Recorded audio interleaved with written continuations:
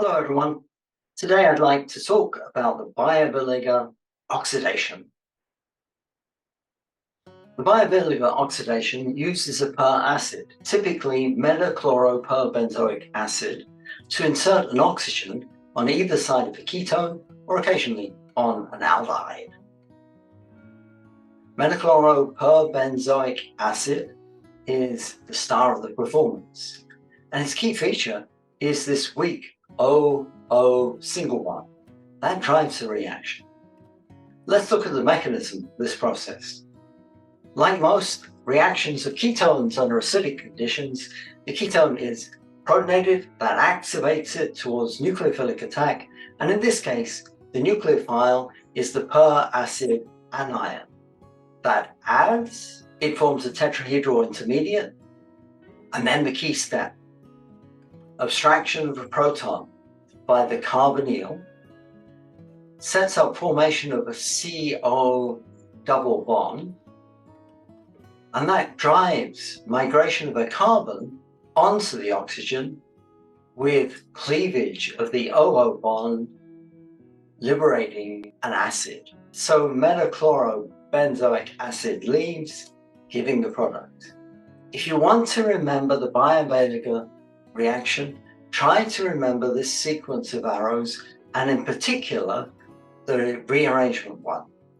Once again, extraction of a proton, formation of a CO double bond, migration of the carbon, that key step, cleavage of the OO bond, and liberation of the acid, giving the product.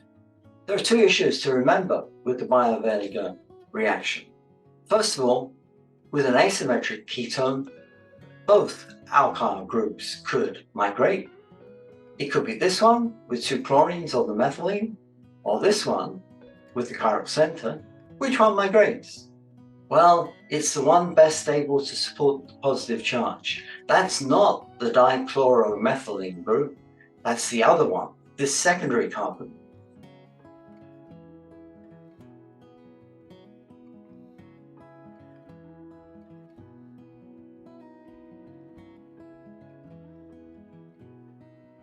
The other issue to remember is the stereochemistry.